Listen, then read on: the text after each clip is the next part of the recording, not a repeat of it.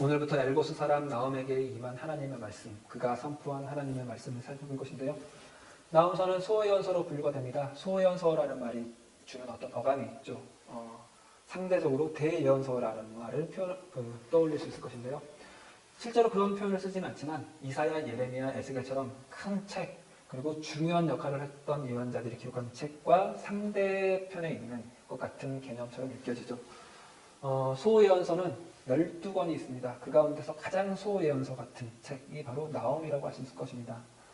상대적으로 양도 적고 별로 중요한 것 같지도 않고 그래서 별로 덜 읽고 덜 말해지는 책 가운데 가장 대표적인 게 바로 나홈서일 것입니다. 이 일반적으로 나홈서는 뒤에 이어지는 하박국과 스바냐와 함께 취급이 되는데요. 이 세 예언자들이 같은 시기에 활동했을 것이라고 추정하기 때문입니다. 동일한 역사적인 정황을 가진 이들의 책을 한 번에 보면은 서로 비교하면서 또 도움을 얻을 수 있기 때문입니다. 실제로 많은 주석들이 이 세 권의 책을 하나로 엮어서 주석을 내는 편입니다. 하박국과 스바냐, 나홈이 다 소예언서니까 같이 다 많이 덜 읽히는 편이고 덜 말해지는 편인 그런 같은 편이긴 하지만 하박국이랑 스바냐는 그래도 조금은 나은 구석이 있습니다. 왜냐하면 하박국과 스바냐에는 결정적인 한 방이 있는 구절이 있기 때문입니다. 좋은 구절들이어서 찬양으로 불리기 좋아서 찬양으로 만들어지고 널리 불려지고 그만큼 널리 알려진 면이 있습니다. 오직 의인은 믿음으로 말미암아 살리라. 로마서에도 인용이 된 구절, 그리고 무화과 나뭇잎이 마르고 포도열매 없고 이렇게 시작하는 찬양이 전부 다 하박국에서 나온 구절들입니다. 그리고 너의 하나님 여호와가 너희 가운데 계시니 그는 구원을 베푸실 전능자시라. 이 찬양은 스바냐에서 나온 구절에서 이렇게 만들어진 찬양입니다. 그런데 나홈서에는 나홈서 구절을 가사로 삼는 찬양이 하나도 없습니다. 제가 뭐 찬양을 전부 다 아는 게 아니어서 이렇게 단언해도 좋을지 모르겠지만 제가 아는 한 없습니다. 그리고 단언할 수 있을 것 같습니다. 왜냐하면 이 나홈서에 나오는 그 구절들이 아무리 봐도 아무리 이렇게 막 노력을 해도 찬양 가사로 쓰일 수는 없을 것 같기 때문입니다. 왜냐하면 첫 1장 1절부터 니느웨에 대한 경고라고 시작하는 이 말씀부터 해서 3장 마지막까지 전부 다 니느웨에 대한 경고로 가득 차 있기 때문입니다. 우리말로 경고로 번역된 이 말을 히브리 원문을 보면 이 말은 두 경우에 쓰입니다. 두 의미를 가집니다. 하나는 예언 혹은 신탁이라는 의미를 가집니다. 또 하나는 무거운 짐이라는 의미를 가집니다. 그래서 우리말로 이렇게 번역된 경고라는 말은 대단히 좋은 선택일 수도 있습니다. 왜냐하면 이 예언, 신탁이라는 의미와 무거운 짐이라는 의미를 같이 반영한 것 같은 느낌이 있기 때문입니다. 그러나 경고라는 말은 약간 좀 가벼운 느낌이 있는데요. 무거운 짐이라는 말이 가지는 그게 확장된 의미들을 다 이렇게 드러내지는 못하는 번역인 것 같습니다. 무거운 짐이, 그 짐이 무거운 것은 그 짐은 멸망이며 심판이며 저주이며 무시무시한 전쟁이고 잔혹한 사륙이고 그런 내용들이기 때문입니다. 그런 내용이 이 니느웨를 향한 것이다 라는 것이죠. 그 무거운 내용이, 무시무시한 내용이 나홈서를 전부 다 차지하고 있습니다. 가득 채우고 있기 때문에 당연히 나홈서에서 좋은 찬양 가사가 나올 수가 없겠죠. 그런 탓인지 이 나홈서는 구약 정경에서 제외됐어야 되는 것 아닌가, 정경에 포함되지 말았어야 되는 것 아닌가라고 주장하는 자들이 있었습니다. 물론 극소수에 해당하긴 하지만 그런 주장을 할 수 있는 배경은 이 나홈을 통하여 말씀을 주신 하나님이 도대체 기독교의 하나님이 맞겠는가라는 주장입니다. 기독교의 하나님, 특별히 신약의 하나님은 좋으신 하나님이죠. 사랑의 하나님, 용서하시는 하나님, 자비를 베푸시고 은혜를 베푸시는 하나님이죠. 그런데 이 나홈서의 하나님은 무시무시한 말씀만 쏟아내는 저주하고 조롱까지 하는 하나님입니다. 이 하나님이 어떻게 그 하나님과 같은 하나님일 수가 있겠는가 하는 것이 그들의 주장입니다. 그리고 그들은 또 한편으로 이런 말도 합니다. 이 나홈서에 있는 내용은 너무 독선적이고 국수주의적이고 편협한 내용 아닌가입니다. 왜냐하면 다른 예언서들은 그 예언의 1차적인 대상이 이스라엘 백성, 남유다 백성들입니다. 그 백성들의 죄를 지적하고 그들이 지금 살고 있는 삶의 방식이 하나님의 길을 떠나 있다는 사실을 보여주고 알려주고 하나님의 길로 돌이켜 하나님의 길을 가라고 촉구하는 내용이 전부이기 때문입니다. 그렇지 않으면 하나님의 백성인 너희에게 먼저 하나님의 진노가 하나님의 심판이 임할 것이라고 선언을 하기 때문입니다. 물론 다른 예언서들에도 이방 나라들에 대한 심판이 그 죄를 지적하는 내용이 등장하긴 합니다만 그것은 전부 다 이스라엘 백성들, 유다 백성들을 향한 죄의 지적과 심판의 메시지에 뒤따르는 부가적인 부차적인 내용일 뿐입니다. 그런 면에서 봤을 때 전부 다 니느웨에 대한 심판과 저주와 조롱으로 가득 찬 이 내용은 대단히 편협해 보이고 독선적으로 보일 수 있을 것입니다. 그래서 이들은 결론적으로 나홈은 거짓 선지자다. 하나님이 보낸 선지자가 아니라 예레미야를 대적했던 하나냐와 같이 거짓 선지자이다. 자의로 말을 하는 것일 뿐이다. 라는 주장까지도 합니다. 이것이 그들의 결론이라면 우리의 결론은 아니다입니다. 나홈은 하나님의 말씀을 맡은 자, 예언자가 맞다. 하나님이 보낸 예언자가 맞다. 나홈서에 기록된 모든 말씀은 하나님의 말씀이 맞다입니다. 이것이 우리에게 성경으로 주어졌으니 이 나홈서도 다른 이사야, 예레미야처럼 그 대예언서 같은 그런 책들과 같은 무게로 같은 중요성을 가지고 다른 모든 창세기부터 요한계시록까지 모든 성경이 다 같은 무게로 우리에게 다가와야 한다. 그렇게 받아야 한다고 봐야 한다는 것입니다. 그러면 이 지점에서 질문을 해야죠. 그러면 하나님은 왜 그런 무시무시한 말씀을 나홈에게 주셨으며 그 말씀을 성경으로 우리에게 주셨는가 하고 물어야겠죠. 그리고 이 말씀이 나홈을 통하여 주어졌을 때 그때 유다 백성들에게는 어떤 의미가 있었을 것이며 그리고 그 후에 나라가 망해버리고 남유다가 망해버리고 그 후손으로 살아가는 이들에게 이 나홈서의 말씀은 어떤 의미가 있었으며 그들은 도대체 무엇을 보고 이것을 하나님의 권위 있는 말씀으로 받아들이고 정경 가운데 나홈서를 편입시켰는가 포함했는가 하고 질문을 던져봐야겠죠. 우리는 앞으로 이 질문을 조금씩 답해 나갈 것입니다. 그런데 오늘 이 1절 말씀, 나홈서의 표제어에 해당하는 이 말씀에서 그 질문들 전체를 이렇게 포괄해서 볼 수 있는 어떤 그 답을 엿볼 수 있는 힌트를 얻을 수가 있습니다. 그것을 보려면은 이 말씀이 가지고 있는 이 말씀이 선포되었을 때의 역사적 정황을 살펴볼 필요가 있습니다. 그러려면은 지난 성탄절 때 우리가 함께 살펴봤던 아하스와 티글라필라셀을 떠올릴 필요가 있습니다. 아수르의 왕이었던 티글라필라셀은 그가 즉위하고 있는 동안 세 차례 큰 원정 전쟁을 수행합니다. 세 차례 정복 전쟁을 성공적으로 치러내서 아수르는 강한 나라가 됩니다. 큰 영토와 그만큼의 재정 수입을 얻어서 큰 나라가 됩니다. 전성기에 이제 접어듭니다. 그리고 몇 대가 흐른 후에 사네립이라는 왕이 즉위하면서 수도를 아수르에서 니느웨로 옮깁니다. 니느웨로 옮기면서 니느웨에 큰 성전과 궁궐들과 그리고 큰 도서관들과 아주 거대한 수로들을 건설을 합니다. 그들이 가진 모든 국력과 기술에 대한 자신감이 담겨 있는 것이죠. 그리고 2대 후에 아수르바니팔이라는 왕이 즉위하는데요. 그가 즉위하면서 아수르의 전성기는 말 그대로 절정에 달합니다. 아수르바니팔은 남쪽의 큰 나라, 남쪽의 강국이었던 이집트마저 침략해서 이집트의 수도인 테베를 점령합니다. 테베를 정복하고 엄청난 사륙을 벌이고 유린합니다. 명실상부한 명실공히 고대 근동의 최고의 국가, 고대 근동의 진정한 패권 국가로 등극한 순간입니다. 이때가 주전 664년입니다. 티글라필라셀이 즉위했던 게 주전 745년이니까요. 거의 한 85년 세월이 흐른 뒤에 고대 근동의 진정한 패자가 됩니다. 아수르가 그 85년을 전성기를 구가한 것이죠. 그런데 아수르바니팔이 테베를 점령한 사건이 나홈서에 한 배경으로 등장합니다. 그러니까 나홈이 활동했던 시기, 나홈이 하나님의 말씀을 선포했던 시기는 이 테베가 점령당한 후의 어떤 시점이겠죠. 그런데 다른 어떤 역사적 정황들이랑 엮어서 살펴보면은 그게 테베를 점령한 사건 후에 한 10년에서 15년 정도 흐른 후에 나홈이 이 말씀을 선포했을 것이다 라는데 많은 학자들의 의견이 모아집니다. 그러니까 주전 650년경에 이 말씀을 선포했을 것이라고 생각이 되는 것이죠. 티글라필레셀이 745년에 즉위해서 한 100여 년 흐른 시점 650년경에 나오미 이 말씀을 선포하는 것이라고. 그런데 그때는 아수르가 니느웨를 수도로 가진 아수르가 최고의 전성기를 구가하던 시절입니다. 전통의 강국이었던 이집트마저 패배시킨 신흥 강국 절대 패자 아수르입니다.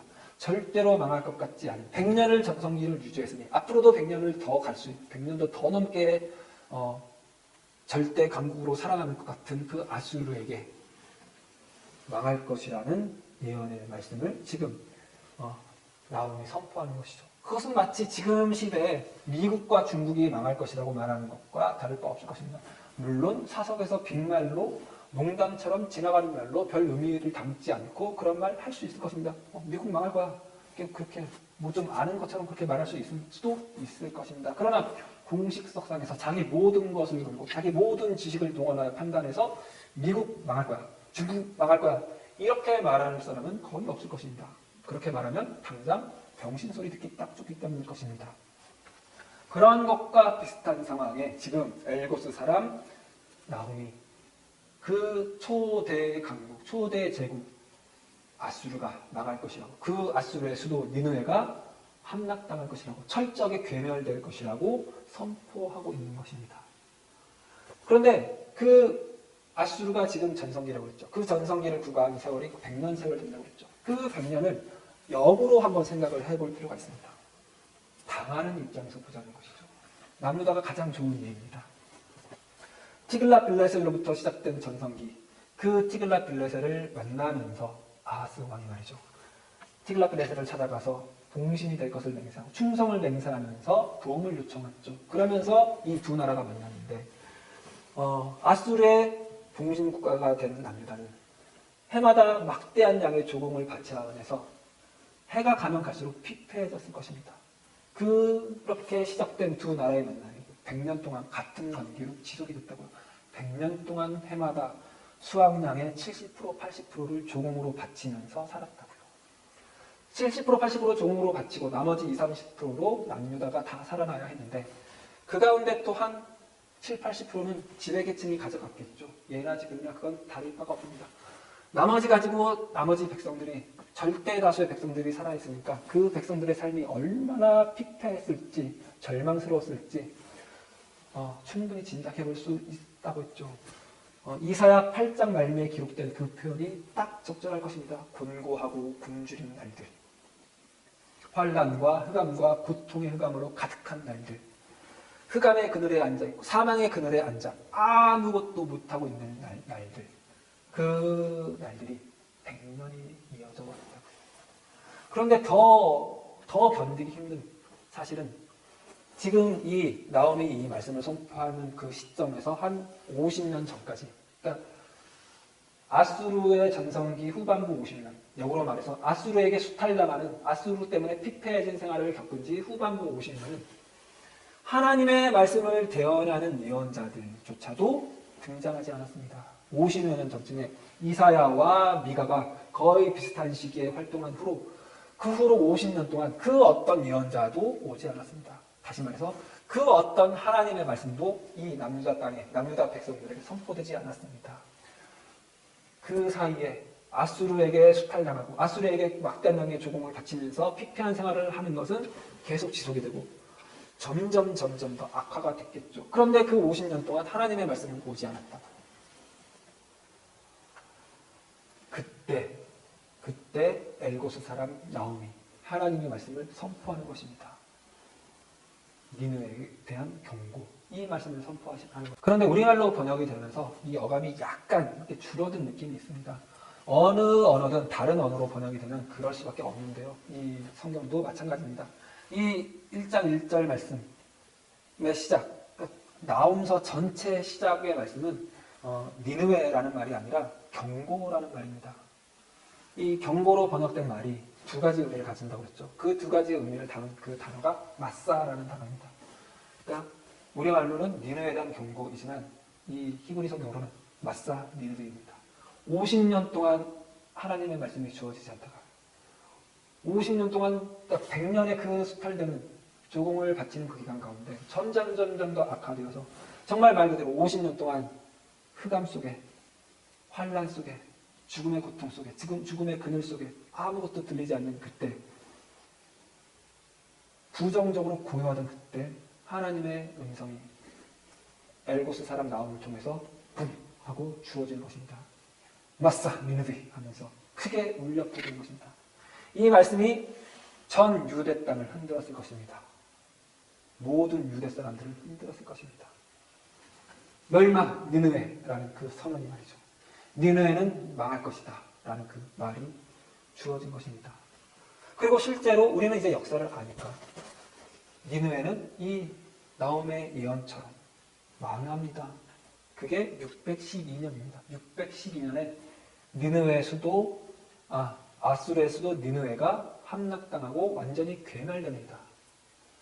아수르 사람들이 하란으로 도망을 갑니다. 그리고 하란에서 오래 버티지 못하고 2년 후에 610년에 완전히 망합니다. 아수르라는 나라가 완전히 역사상에서 사라집니다. 이 나홈이 650년경에 이 말씀을 선포한 후에 최소한 35년에서 40년이 지난 후에 그 말씀이 이루어진 것이죠. 우리는 역사나 성경을 볼 때 대단히 압축된 시간 개념을 가지고 보기가 쉽습니다. 그래서 성경이 이렇게 기록들이 금방금방 이루어진 것처럼 역사책을 봐도 그런 느낌이 있죠. 하지만 35년에서 40년이라고 짧게 35년으로 봐도 1년 365일이 35번이 반복된 후에 이 말씀이 이루어집니다. 우리가 이 팬데믹 시기에 접어든 게 아직 만으로 1년이 다 되지도 않았죠. 2월 언젠가 팬데믹 선언이 됐으니까요. 1년 훨씬 지난 것 같은데 아직도 1년이 안 됐다. 그런 시간을, 그런 긴 하루를 견뎌야 되는 시간을 35번을 반복한 게 그 시간을 지난 후에야 이 나홈의 예언이 성취가 되었다. 그런 면에서 나홈은 거짓 예언자라고 할 수가 없습니다. 거짓 예언자가 아닙니다. 왜냐하면 거짓 예언자들은 그런 예언을 하지 않기 때문입니다. 예레미야 28장을 보면 잘 알 수 있을 것입니다. 예레미야 28장 11절인데요. 구약성경 1094페이지입니다. 예레미야가 사역을 하는 동안에 그는 계속해서 그를 반대하는 선지자 하나냐와 부딪힙니다. 하나냐는 결국 거짓 선지자로 판명이 나는데요. 그가 어떤 식으로 예언을 하는지 가장 잘 드러납니다. 11절입니다. 28장 11절. 모든 백성 앞에서 하나냐가 말하여 이르되 여호와께서 이와 같이 말씀하시니라. 내가 2년 안에 모든 민족의 목에서 바벨론의 왕 느부갓네살의 멍에를 이와 같이 꺾어버리리라 하셨느니라 하며 선지자 예레미야가 자기의 길을 가니라. 예레미야는 이 바벨론의 느부갓네살에게 이스라엘이 순종해야 된다라고 말을 했지만 그 말을 유다 백성들이 받아들이기가 힘든 말이었죠. 그래서 이 하나냐가 예레미야와 반대되는 말을 하는데 특정한 시기를 언급을 하죠. 2년 안입니다.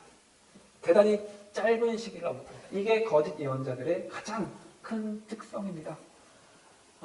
그 차이를 아시겠습니까? 나홈이 니느웨의 멸망을 선포하고 나서 35년입니다. 그런데 이 하나냐는 2년 안에 느부갓네살의 멍에로부터 모든 민족이 자유로워질 것이다 라고 선언을 하죠. 그 차이는 대단히 큰 차이입니다. 이 거짓 예언자, 하나냐로 대표되는 거짓 예언자들은 자의로 어떤 하나님의 말씀을 빙자하여 말하는 자들은 전부 다 이런 식입니다. 어떤 식을 이런 식이라고 말하는 것이냐면요. 지금 뭔가 바뀌어야 되는 게 빨리 일어나야 되는 거죠. 지금 이 시기, 혼란의 시기, 고통의 시기, 흑암의 시기, 그런 시기는 금방 뒤집어야 되는, 금방 없애져야 되는, 끝내버려야 되는 시기일 뿐입니다. 왜냐하면 이 시기는 하나님이 함께하지 않는 시기로 판단되는 때이기 때문입니다. 그러니까 하나님이 함께 하시는지 아닌지는 현실에서 드러나니까, 현상으로 드러나니까 아닌 것 같은 현상은 철저하게 거부되고 거절되고 없어져야 되는 현실인 것이죠. 그러니까 하나님이 일하는 시기, 하나님이 함께하는 것처럼 보여지는 현실이 최대한 빨리 와야 맞는 것이죠. 이게 거짓 선지자들의 보는 관점이고 그들의 잘못된 믿음이고 잘못된 자의적인 예언인 것입니다. 이에 반해서 하나님의 말씀을 맡은 자들, 하나님이 직접 택하여 말씀을 맡긴 자들의 그 이 예언을 보면은 전부 다 긴 시간을 가지죠. 우리 이미 이사야를 통해서 2차례 살펴봤었죠. 보라 처녀가 잉타하여 아들을 낳으리니 그 아들이 장성하여 선악을 분별할 때쯤이 되면 대략 15년 정도 흐르면 최소 15년입니다. 그리고 하나기가 우리를 위하여 낳다. 근데 그가 자라야 된다고 그랬죠. 이런 시간이 흘러가는 것을 하나님은 가집니다. 그리고 이 나홈의 말도, 나홈의 이 메시지, 니느웨에 대한 멸망의 메시지도 35년 세월을 가집니다. 어째서 그럴까요? 하나님은 그 시간을 흑암에 있는 것 같고 부정적인 것 같은 고통과 고난 속에 휩싸인 것 같은 그 시간조차도 하나님은 함께 하시는 하나님이기 때문입니다. 그래서 그 시간은 당장 사라져야 되는 시간, 없어져야 되는 시간, 뒤바뀌어야 되는 시간, 역전하는 시간이 아니라 하나님이 함께 하시면서 일하는 시간이며 또 역으로 하나님이 그 하나님의 백성들에게 하나님의 백성답게 살 기회, 하나님의 자녀답게 살 기회를 주는 시간이기 때문입니다. 그러니까 그 시간은 거부되어야 되는 시간이 아니라 하나님의 백성들이 하나님의 백성다울 것을 드러낼 수 있는 무대인 셈입니다. 그 무대를 하나님이 함께 하시고 그 하나님이 그 모든 시간들을 다 의미 있는 시간으로 주시고 하나님이 그 의미 있는 시간들을 결국은 하나님의 목적대로 하나님의 계획대로 긍정적인 것으로 은혜가 되는 것으로 영광이 되는 것으로 복이 되는 것으로 바꾸시겠다고 말씀하시는 것입니다.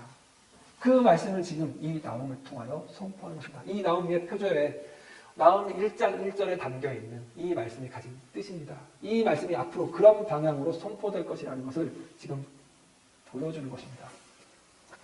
우리는 이렇게 하나님이 그의 백성들에게 나는 너희를 버리지 않는다. 나는 너희와 늘 함께하는 하나님이다. 나는 너희의 영원한 하나님이다. 그리고 나는 너희가 내 백성답게 사는 것, 내 자녀답게 사는 것을 포기하지 않는 하나님이다. 나는 너희에게 그렇게 살 기회를 주는 하나님이다. 라고 선포하는 그 하나님의 말씀이 진실인 것을 우리는 마지막 예언자로 오신 그래서 하나님의 모든 것을 우리에게 보여주시고 하나님의 모든 말씀을 우리에게 하신 예수 그리스도를 통하여 확인을 했습니다. 보았습니다. 그 말이 진심이었습니다. 예수 그리스도께서 이 땅에 오셔서 임마누엘 하나님이 되셨죠. 예수 그리스도께서 이 땅에 오셔서 모든 부정한 것, 불의한 것을 가리지 않고 가셨죠. 모든 불의한 자들, 부정한 자들 가리지 않고 만나주셨죠. 그 하나님의 말씀이 진심이었죠. 그걸 십자가에서까지 죽어가는 자리에서까지 임마누엘 하나님이 사실이라는 것을 보여주셨죠.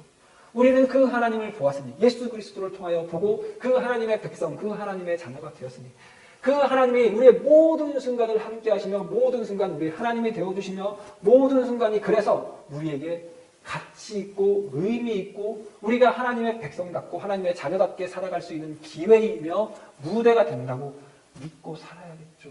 그러니 지금 힘든 순간 겪고 계십니까? 견디십시오. 이겨내십시오.